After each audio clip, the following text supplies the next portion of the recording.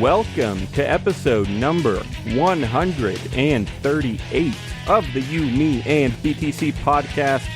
Thank you for joining us today. I am Daniel Brown, and I'm here with Timothy Baker and John Stewart. Holy crap, John, you're back. I don't know, it's been probably 2 or 3 weeks since you've been gone. Is that a song, Since You've Been Gone? Okay, anyway. So what have you been up to, John? You've been busy, working hard? I don't know. It hasn't really gotten any worse than that, John, so you're pretty much up to speed again. Yeah. Well, last week, I don't think you even asked me. I probably could have done it last week, but... Gosh darn it, on a Tuesday? I thought your Tuesdays were no-goes or something. No, I had 2 Wednesdays in a row that I couldn't do something. Okay, all right. Yeah, 2 Wednesdays in a row, but then last week I didn't have anything on Wednesday. Well, I'll apologize to all of our listeners for taking away John's voice from you for 1 week, that he could have been here. Well, I sincerely... I also could have told you, and I was like, well, if he doesn't ask me, I'm just not going to do it. True. Well, I thought about it. I was like expecting you to ask me, and then I was like, well, yeah, I'm not going to do it.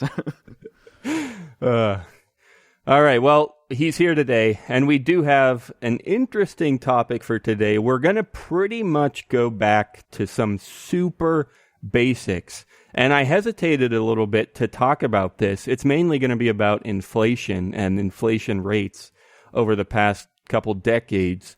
And I hesitated to talk about this because it seems so obvious, and especially for people in Bitcoin, you know that inflation happens and you know that it sucks. But I wanted to talk about it anyway because I guess, for me, I just suddenly kind of realized how serious it was. I mean, I knew it was serious, but I didn't realize how serious, and we're going to explain that in a few minutes here. I ran an inflation calculator over a certain time period, and I'll kind of explain what that means for anyone doing financial planning.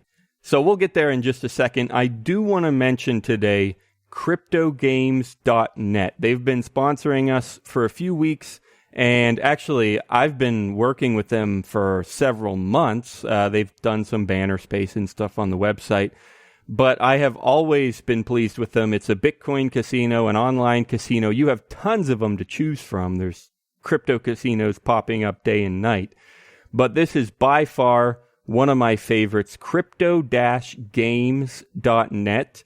And they let you gamble with all kinds of cryptocurrencies, Dash, Doge, Bitcoin, of course, and Litecoin, Feathercoin. There's a whole list of them there. They have the classic dice game, which is what I like to play. They have blackjack and some other stuff. It's literally anything that you could want in a crypto casino. You can find it there.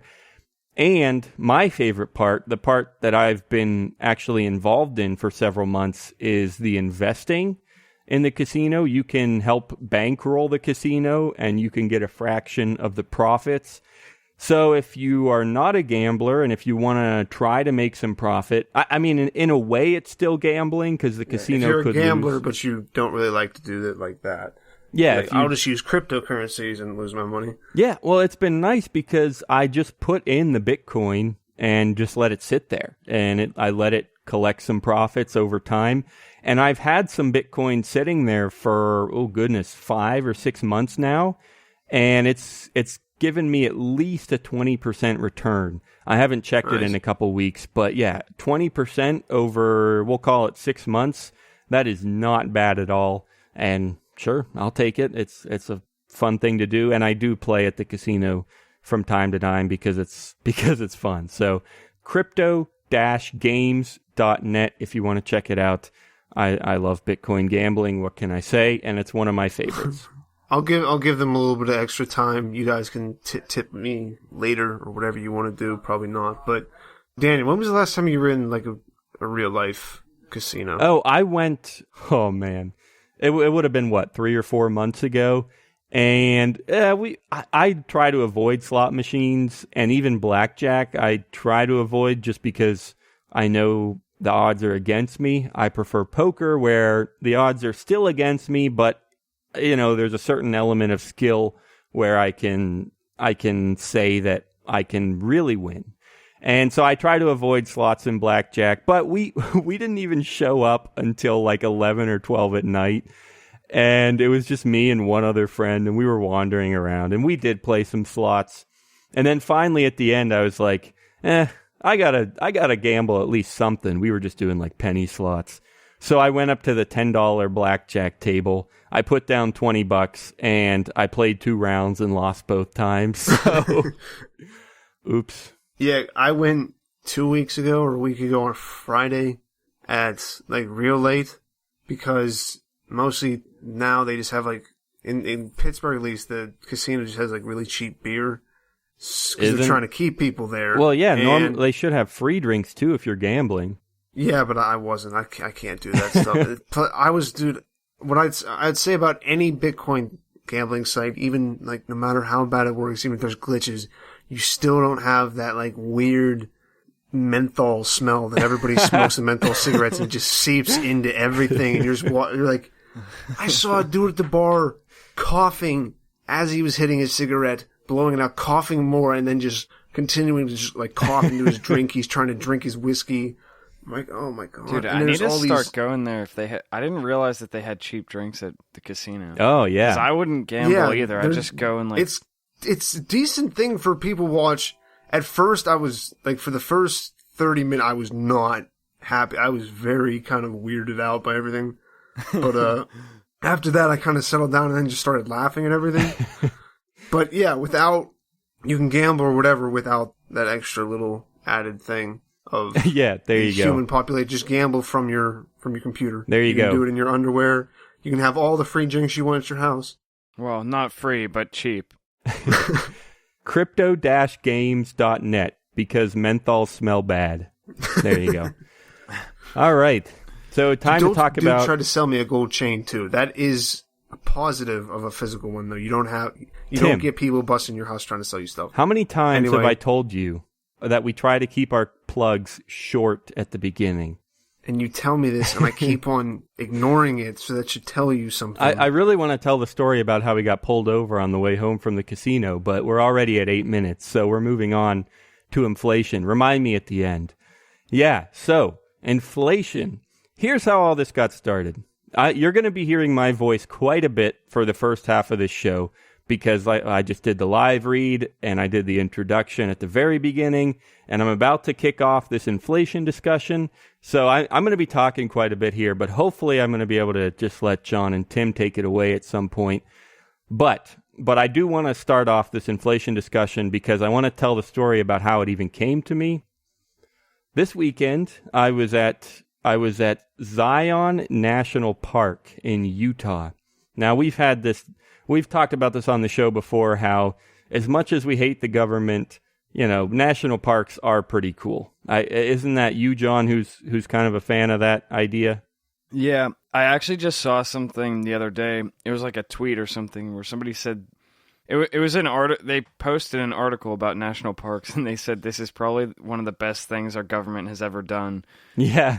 Yes, I mean, I saw that it was, someone say it was the best thing since the Emancipation Proclamation. All right, that's what it was. We must be talking about the same person.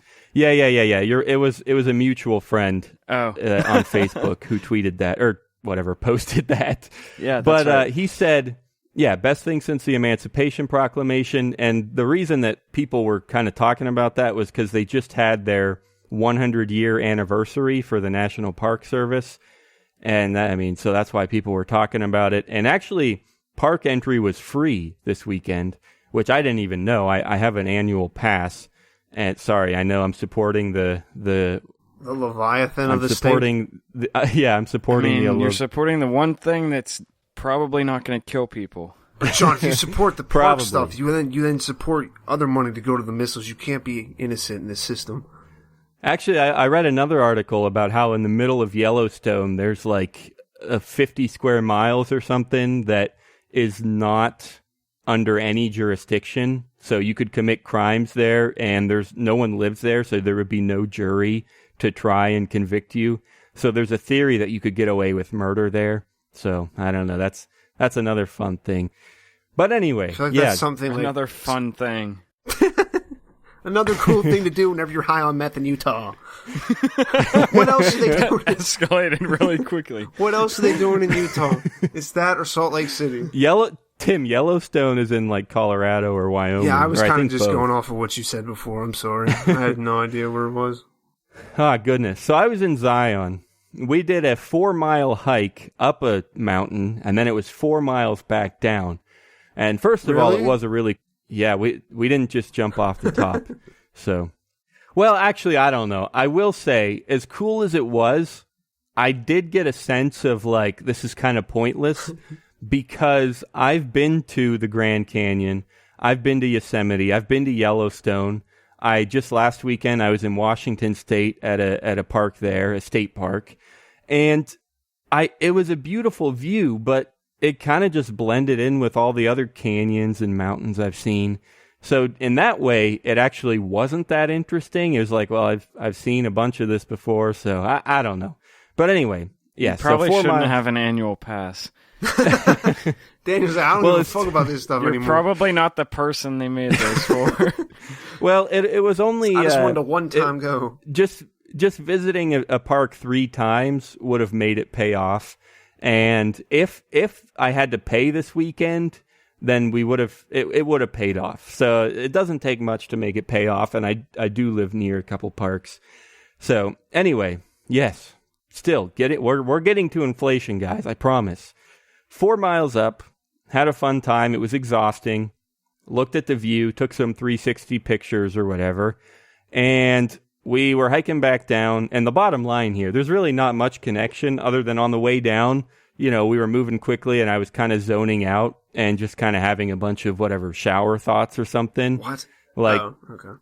Yeah, like when you're in the shower and you just kind of zone out and think about totally random stuff.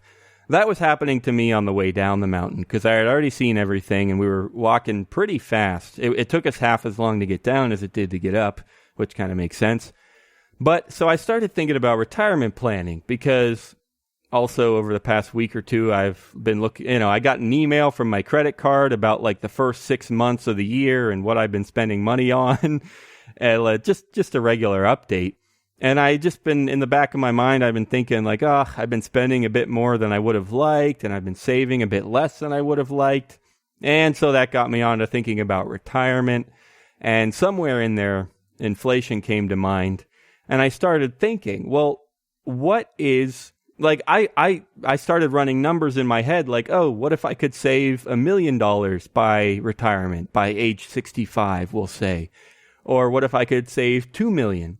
And, I started thinking about all that. Let's say I saved 2 million and I assumed that I would live on retirement from age 65 to age 85. Okay, then if I wanted to live on $100,000 a year, that would put me for 20 years, I would need 2 million. And, all this stuff is running through my head. And ultimately, what I wanted to find out was, well, what's going to happen with inflation over 40 years? If I assume I work from 25 to 65 and I save $2 million, if everything works out, if I make 10% interest on my money and, well, if I really made 10% interest, I hopefully would have way more than $2 million by the end of it all. But anyway, let's say everything worked out. I saved $2 million. What would it actually be worth with inflation? Because most people don't think about that. They're just like, I could be a millionaire by the time I retire because of compound interest. How cool is that? And it's true. It's not that hard to become a millionaire over 40 years with a moderate income and a moderate interest rate. But I wanted to know about inflation. So I ran the numbers.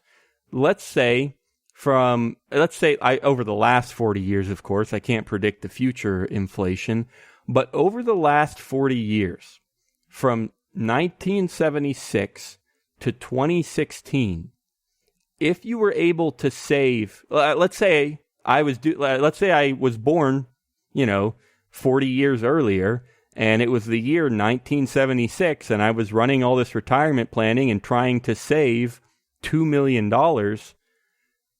The truth is, all of that money, with inflation calculated, by the time I retired in 2016, it would only be worth that $2 million would only be worth a quarter of the original value. So the chart here, I'm using an inflation calculator from BLS.gov.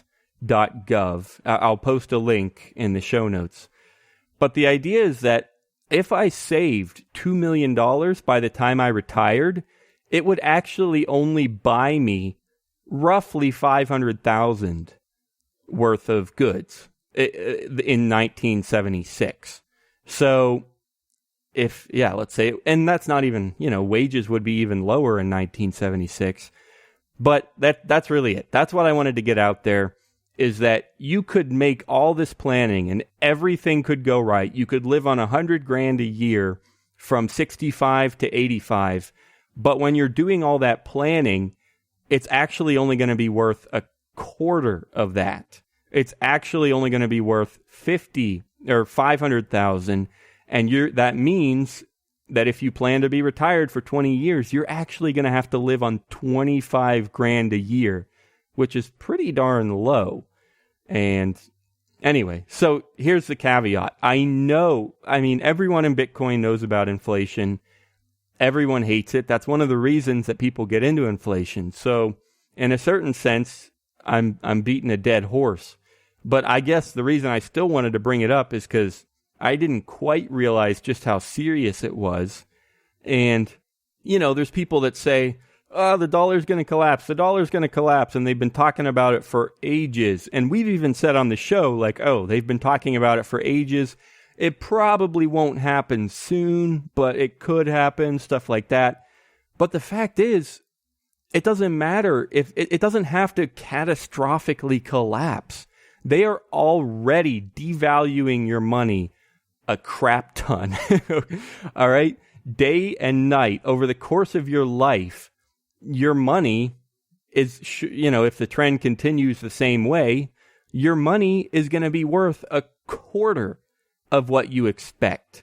And that sucks, right? I mean, if Bitcoin went from, say, 600 to 150 tomorrow, and it'd be all over the news. There'd be tons more Bitcoin obituaries, and we wouldn't worry too much because that's happened before and we expect it to come right back. But if it stayed at a quarter of its value for several months or several weeks, it would pretty much be pronounced dead, especially for several years, and especially if it continued in that downtrend.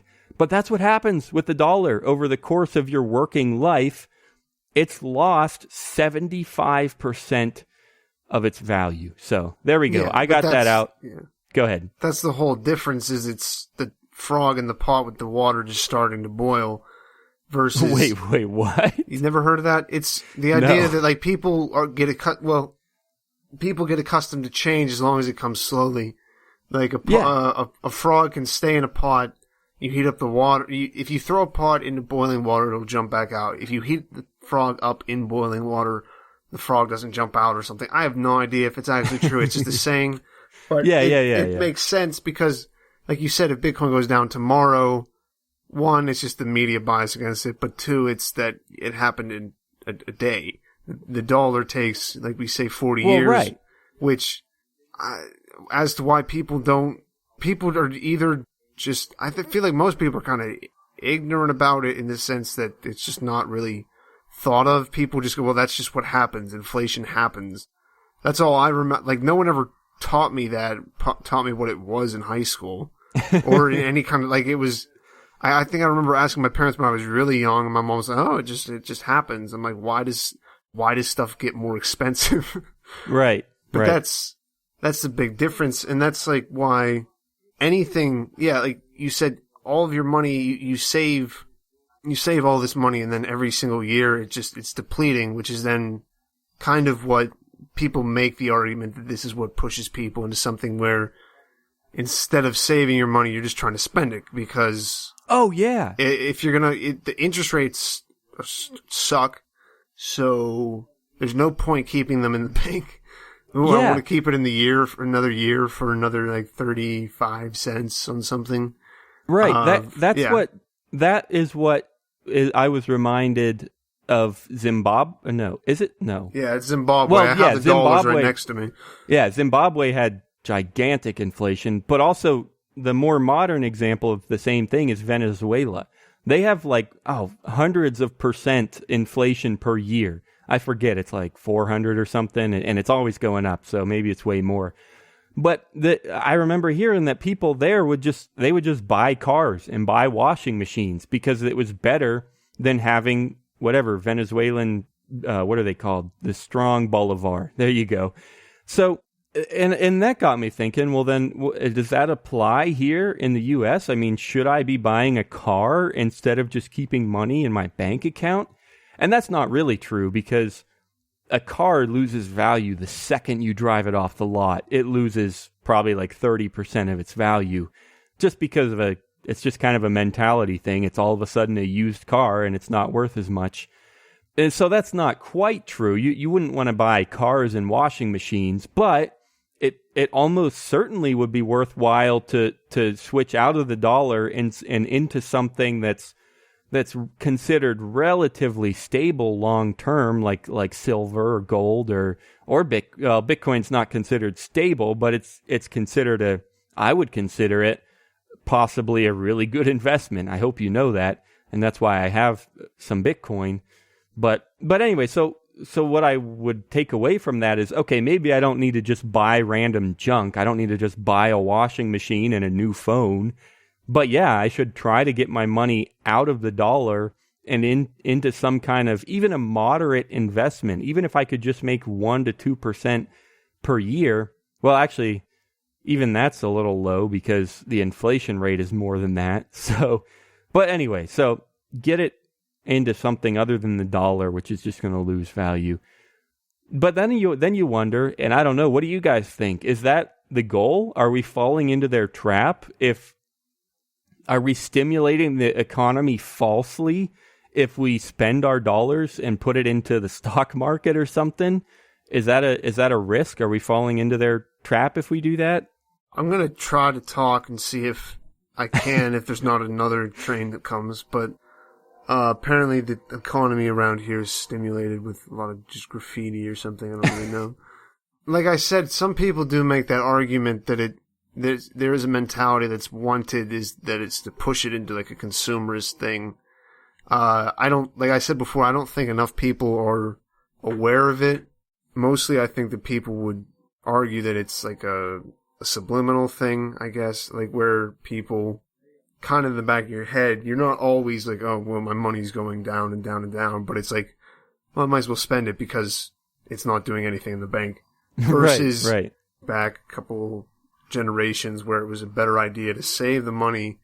And it's cliche, but my grandfather was I can save this 2-liter Coke bottle to help me make homemade wine. He made homemade, or like the tubes, or like he'd save pill bottles because you need that for like filtering out the bubbles from the wine. It was just like, dude, why don't you buy something that's just real? But they don't, and that's the time that came from. So yeah, oh yeah, my grandfather was the exact same way. Like I said, he would save paper towels because. He did live through the Great Depression, so I mean... Yeah, it's a decline in the economy, just like it's... People argue that then there's like a decline... Well, I don't know, this could have like some correlation. It's like when the countries kind of went off the world, or the gold standard, most of the ones in Europe did, then they had World War I, where they just spent a lot of money, and now we're like that now, because our money, there's just like, don't worry about it anymore. Everybody has like how many $1,000 in debt and credit and mortgages on their house and their car. So, does that have anything to do with what you asked before? Well, no, it's just in general, just about credit. And yeah, I mean, that's definitely an important factor. Is the saving versus spending mentality? I mean, there is a big difference, and I guess what I would say in terms of, is it a waste to just spend money because it's better than keeping dollars? I guess the best I could come up with is that, listen, yes, it's not a good idea to just spend money. And like I said, you certainly shouldn't just waste it on things that instantly lose a ton of value, like electronics or a car or something.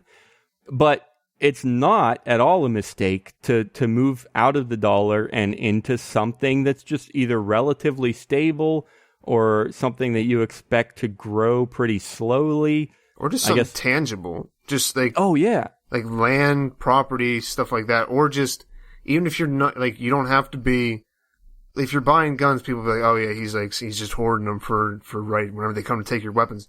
But guns, typically, as long as you keep them in good condition, they stay the same value or go up. So even just stuff like that. And then, guns. Guns are a good example. You're right. If anything, they're going to gain value. Yeah, no, people want them. There's something that just doesn't depreciate. Even if you use it, as long as you clean it, people are like, it's fine. You said, gold, silver, Bitcoin. Yeah, I would put gold and silver way above land, because land is so easy for the government to seize. Well, they already tax you every year on it. But if they wanted to kick you off, or if things went to hell and military law kicked in, you got to run away. You cannot hang on to your land. I wouldn't use that as an argument, because that happened with gold in the 40s. No, well, it happened on paper, but if you knew what you were doing and if you were able, that's what I mean. You can't hide your land. You can't take it with you. But if you didn't want to comply with the gold... If you buy land somewhere out, I would imagine that land is probably one of the most stable things. I'm not even in terms of value, yes. I'm saying, though, that you can't hang on to it if the government wants it. Yeah, it's hard because it's public. I mean, if that happens, like that. I don't think you're worrying about value anymore. I think in that situation, gold and silver would be through the roof.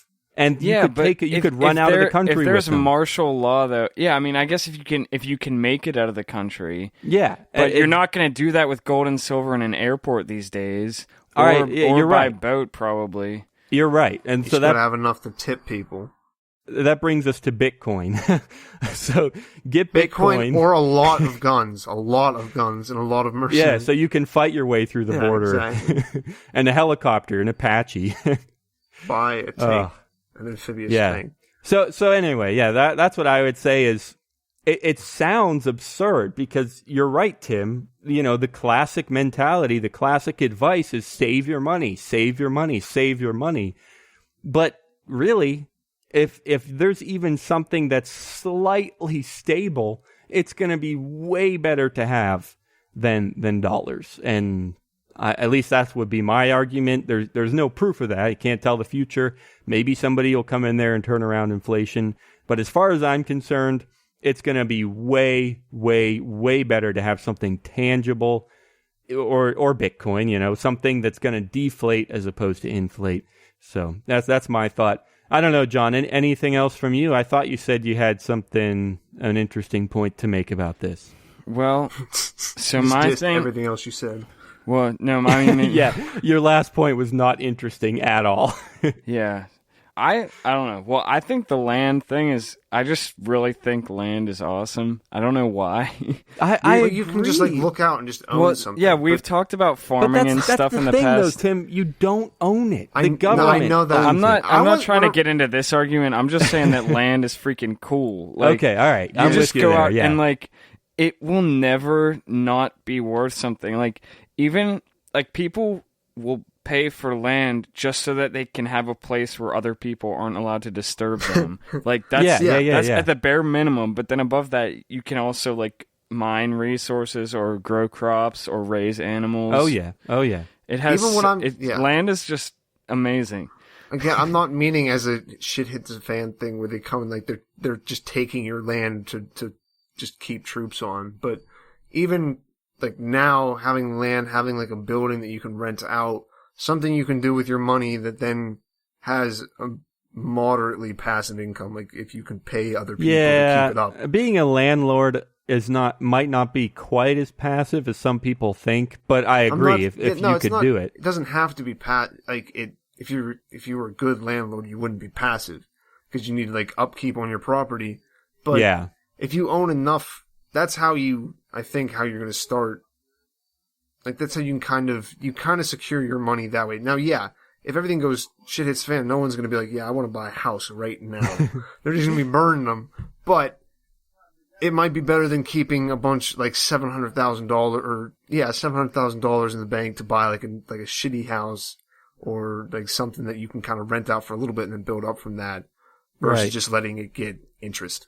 Right. Well, and I agree with you, John. I even get that feeling even just in my apartment. Like, I don't own it, I lease it, and there's not really any land involved, but just being inside and having a space that is yours, that you are in charge of, that technically no one else is really allowed in, even the government. No, it's still different though if you're renting something. No, I agree. I said even though I'm renting it, you're right. There's a difference. I totally agree. All I'm saying is the idea of just having my own space is a pretty good feeling. And obviously you're right. It'd be way better if it was my own land that I was not renting and if there was dirt involved. But what? Oh, okay. Like if it was actual land instead of just a floor on an apartment complex. Well, there you go. What Daniel do you want, just really likes dirt. He just wants a huge dirt farm and then a big like Bitcoin farm right outside too. Yeah. What do you want? Do you want like a big like farmland or? Did you seriously just ask me that question? Yeah, I don't know what you like. Tim, did you get? No, like, no, I know. You're triggering him right now. That's what I do Daniel's now. triggered That's what I do by nowadays. farms. You want me to milk? What word? You just said the F word around me. Tim, you want me to milk cows on that big vastic I love that beef I got from you guys was so fucking good. It's so good. Yeah, but anyway, we and the got honey. it. I need more of the honey, but. That's where you should invest in honey. That stuff never goes bad, right? No, it's so true. good. I still have stuff that's like you just mix that with like peanut butter. Oh my god. Anyway. Yeah, that's actually true. One of my favorite meals. So easy. Peanut butter and honey sandwich. No, you take the farm and then just not use it and just piss your parents off. You would just like, I just have this to look around. I just killed all the grass around. You just like hire me to come out. I'll weed kill it for like $10,000. We'll just nuke the entire thing around it, and you'll be good. Just pour bleach over the whole thing. Oh, man. Just get them to crop dust your house. Anyways, the land wasn't actually the thing I was going to talk about. All right. The thing that I had would have been more appropriate a while ago, but it just, you were talking. I didn't stop you or anything. Okay, all right. And it's mostly anecdotal stuff. And this could maybe be a good way to close out, even, I guess. All right. Depending on how long this takes. But just going back to the idea of when you initially started thinking about this and you were doing the calculations and you were like, yeah, I mean, everybody talks about inflation, but how much does it actually affect your life? Right. I've had several moments where I like came to the same kind of realization that it actually does make a pretty big difference. Both of them involving food. So right. the first time was, I mean, so Subway, they have their sandwiches divided by different price categories. There's like 3 different price points, I think, or something like that. But they used to have all those advertisements that were $5 footlongs. Yeah, and it was yeah. like they had that for a couple years.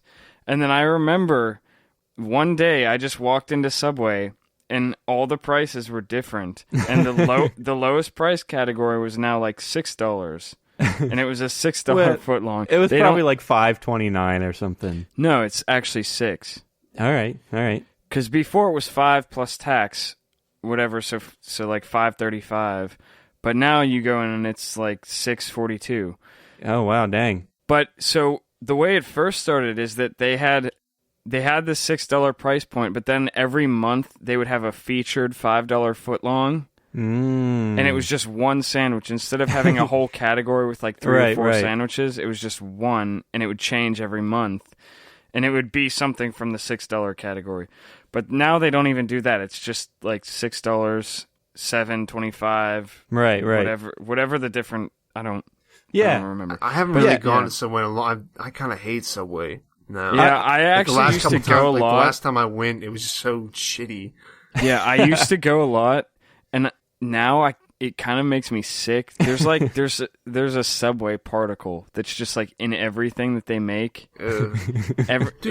Everything there has this certain taste. There's some Subway particle that's just permeates everything. Isn't it? It's Jared and his like kitty porn or something. It got infected in all the food, right? It's a subconscious thing. But anyways, Subway, I used to love it. I'm kind of grossed out by it now. I go to Jimmy John's though. Jimmy John's is amazing, dude. At night they'll give you free bread too, or at least they used to. Dude, I used Jimmy to go John's there. is so freaking good. Yeah, it's I'd not go that there and then expensive steal either. tuna shit from my work, and then have this like big, huge sandwich. Oh, it was so good. Their Dude, bread is so the good. Billy Club. Yeah, their bread is. I think that's the Subway particle. It's in the bread. At least that's what my mom says, and I think she's on the right track. I've never had Jimmy John's, so I don't know, but I did run into the inflation idea there with food because I worked fast food for a while. I worked at Chick-fil-A, and we had the original chicken sandwich. And when I first started, it was like $3.12, and it was actually like every few months it would go up. It was like $3.12, and then it was like $3.14. And then, well, no, it went up more than that. It was like $3.12 and then $3.16 and then $3.22. I don't know, but it would be a problem because, you eventually would start to memorize those numbers because every once in a while someone would order just a chicken sandwich, and then the price would go up, and someone would order, and you're like, oh, that's $3.12, and you're like, oh crap, no, it's not. But anyway, so yeah. That it happens. So This is another anecdote, and it's basically the exact same story, but there's some other stuff that happened at the end. All right. So, back in college, there was this pizza place. Back in college, like it was so long ago, when it really wasn't. Anyways, there was this pizza place called Antunes, and maybe some people will be able to figure out where I went to college from that. But anyways, Antunes had $5 large pizzas every day, all day. And they weren't the best pizzas, but they were $5 for a large pizza, which means that Antunes got a lot of business. Yeah. But especially at 2 o'clock in the morning from drunk people, because they were also open all night, or I don't know all night, but they were open really late. But anyways, Antunes had the $5 pizzas, and last year it went up to $6. And I remember talking to. Protest time. Yeah, I remember talking to people about that, and they were like, no, it's $5. Antunes is always $5 largest. I was like, dude, they raised their prices this year. It happened like a month ago. I'm telling you. And it did happen. It was true. I was right. I wasn't. Sometimes I question whether or not my memories are correct or not, like whether I just hallucinated something. But I was right about. Makes them up. No, anyways. So then, with these people that I told that, we started talking about inflation. I was like, I basically told them exactly what we're saying right now, and I had already come to this realization because of Subway, so I felt like I could bestow my wisdom upon them. And I was like, yeah, you guys know about inflation. Everybody knows that inflation happens. Guess what? It actually affects your lives. And they were like, yeah, they may have... I guess you're right, but I didn't think it was like noticeable. And I'm like, well, it is. And then it's more expensive. Yeah, so after that... Yeah. I remember when bread was way cheaper. Yeah. I for whatever reason, I remember like stuff like in gas. Like when we were younger. Well, gas is a different thing because it's cheaper than it was 2 years it's like ago. everything fucks with gas. Yeah. But no, you're right. And like milk is another one that has changed a lot. But that's one of those things where people will talk about stuff getting more expensive, and I'm like, it's not that it got more expensive, it's that your dollar is worth less. And they're like, right. Are you sure about that? And I'm like, yes, you learned about this in school, man. You know about inflation. Why do you not believe that it happens? Yeah. But anyways, so I was having this conversation with these people, and we decided to look it up, and we looked at averages over the years, and it is, in the U.S., it has averaged... Like 3%? Yeah, for like 20 years or something like that. It's been 3% per year, and that's fairly significant. Yeah, that's definitely noticeable. It's not like hyperinflation in Zimbabwe or whatever, but it's noticeable. 3% is totally noticeable. Yeah. Oh yeah, that means every $5 to $6 is 20%. So every 6 years, your pizza's gonna get $1 expensiver. Yeah, and I mean, those $5 footlongs. I wouldn't be surprised if you went back and looked at when it started and when it stopped, and it was 5 years or 6 years or whatever. Yeah, right, exactly. Yeah, so it's crazy because, like I said, that's why I wanted. Even though I hesitated, I still figured it would be good to bring this up because even I didn't realize how serious it was. And I know about inflation. I grew up in a conservative household, and I love Bitcoin, so I've always known about inflation, and I've always hated it. But even I didn't realize just how much it would affect you over the course of your work life, how much it would diminish your savings. And I mean, there is the argument that your wages will go up too. And that's true. I mean, you do get wages you do get raises over your career, usually for most people. But that's still normally when you're planning for retirement, you factor that in. So if I plan to save $2 million by retirement, that's what I plan to save. It doesn't matter what my raises are. By the time I'm 65, I'm going to try to have $2 million. So, and by that time, it's going to only buy as much as 500 grand will right now. And that's the thing with this calculator. This calculator is going from 1976 to 2016. I mean, that's what I plugged in. But the thing is, in 1976, nobody would have cared. Nobody would have tried to save $2 million. That would have been an outrageous amount in 1976. They would have tried to save 500,000, right? I mean, that's the equivalent in today's dollars. They would have tried to save $500,000, which means they would have gotten here today and they would have had $500,000 and tried to retire. And it's like, crap. Now I have to live on whatever. What's 500,000 divided by 20 years of retirement? I'm going to figure this out real quick. That's 25 grand a year. Yeah. So that's what would have happened. You know, you get to retirement in 2016, you've saved $500,000, which you thought was great, and now you have to live for 20 years on 25 grand a year. So anyway, it's real. You're right. I think we covered it. Anything else you guys want to hit? Any response to that last rant there? Well, I mean, I would say that I think people do factor it in to some extent, maybe not enough. Maybe they don't realize that in 76 everything was worth a quarter more. Right. Yeah, but I mean, I think people say, do factor it in a little bit. I think you might say like, oh, well, just to be safe, I'll double the amount that I want to save. So instead of saving 2 million, I'll save 4 million. But double is not enough. You need to, because you're going to lose 75%, not 50%. So, I mean, and doubling the amount you want to save is a huge game changer. I mean, that's going to change your entire lifestyle if you're saving twice as much as you originally planned or something. So even then, it's going to affect you. Even if you do factor it in, it's going to be a huge effect on your day-to-day life. So, yeah. All right. Well, then I guess that brings us to advice of the day. And whoever goes first is going to get the easy one. So I guess I'll let you fight for it. What is it, guys? What did we learn? Put your money into a bunch of Bitcoin-funded weed farms, because whenever the apocalypse happens, everyone's just going to want to get high all the time and shoot people. So put your money there and then buy lots of gold bars just so you can have gold bars. And if anyone comes to your house, you can just be, here's a gold bar. You can go fuck off. Tim, I don't know about weed farms. And AK-47s. As it becomes more legal, the value of weed should actually drop. Yeah, it's going to go right? like way down. Yeah. What are they never going to make? Yeah, but the value of the farm itself will always be pretty good. True. You got to get that land, man. Yeah, go get that land. Got to get that land. Get that land. You just... Dude, I want to start like doing raps about land and stuff like that. Like farmers rapping. Oh, dude, there's a country dude that made...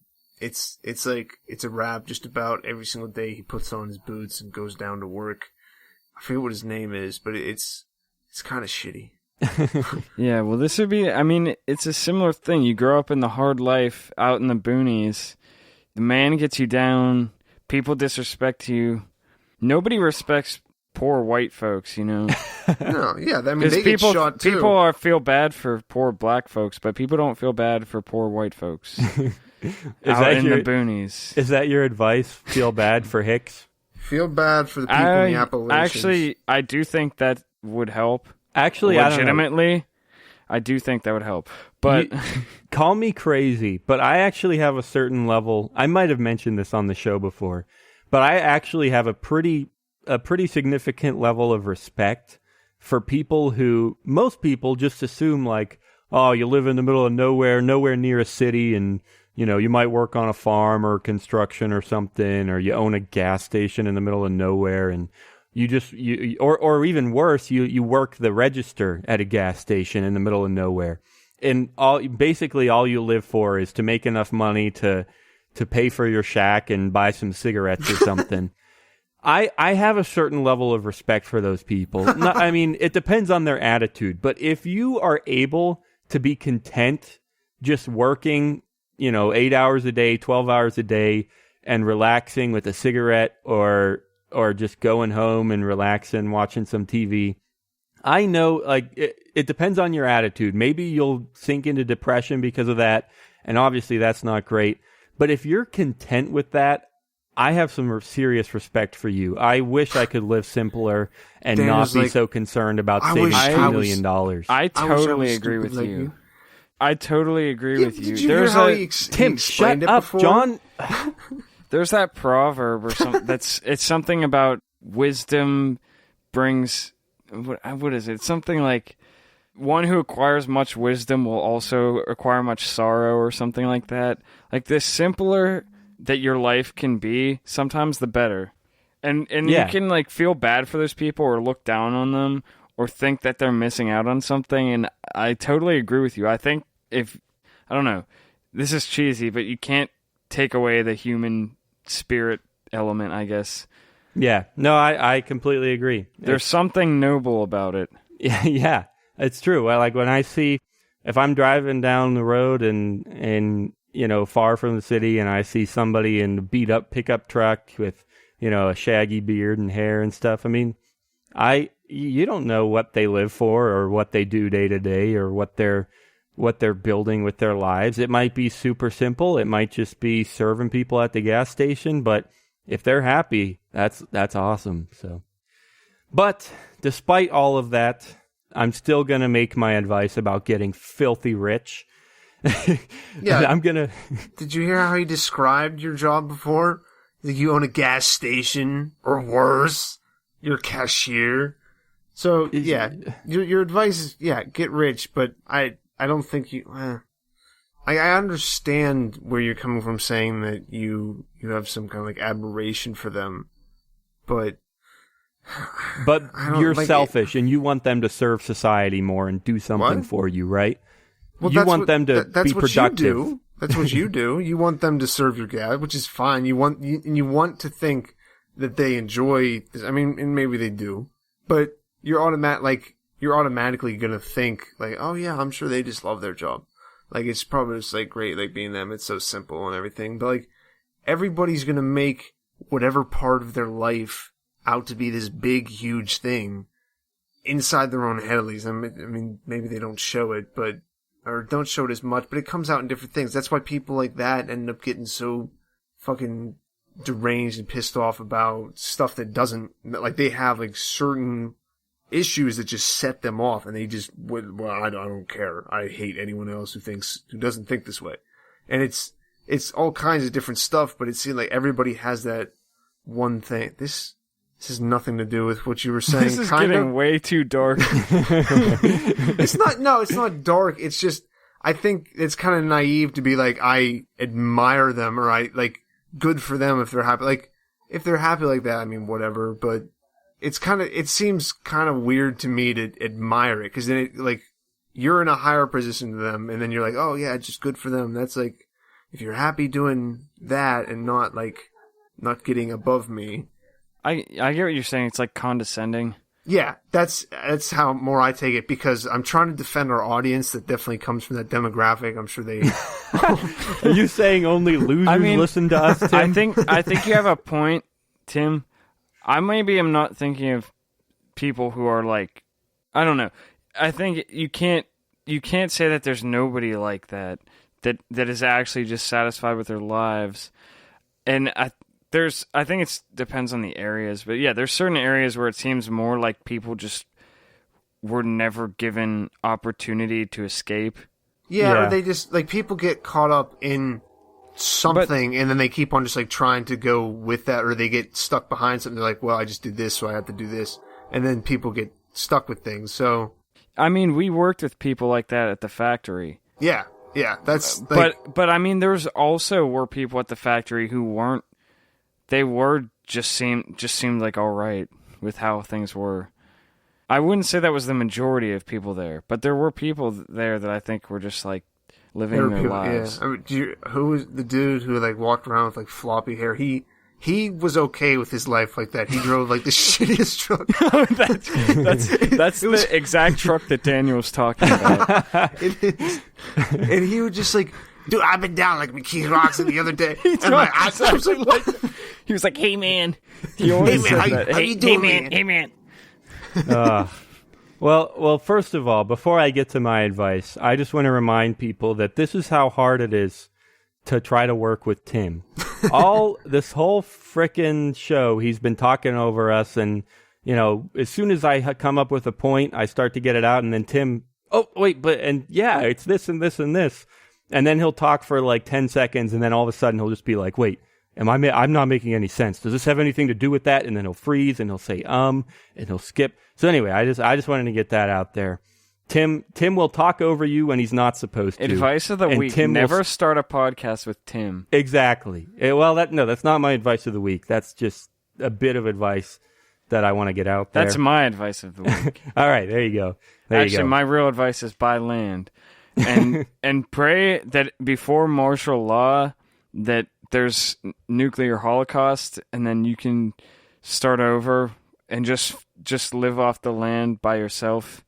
Yeah, and clean up and slowly rebuild society. And next time, maybe it won't be as crappy. Are you going to have animals before or after? Like, so are you going to try to get, like, some double-headed cows or something like that? And, like, breed those with the regular cows you keep inside? Tim, you're done, all right?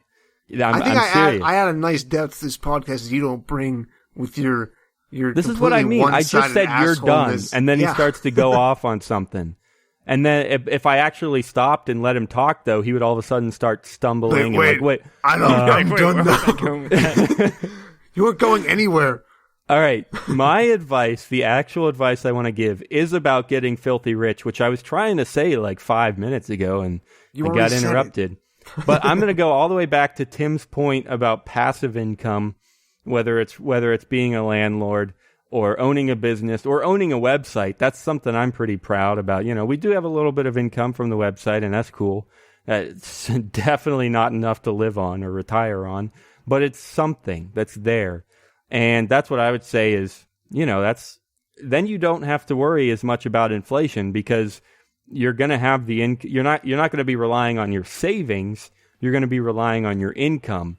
And if prices go up, your income should also increase likewise. I mean, obviously there's a million different variables, but anyway, that's what I would say is passive income is where it's at, or at least relatively passive.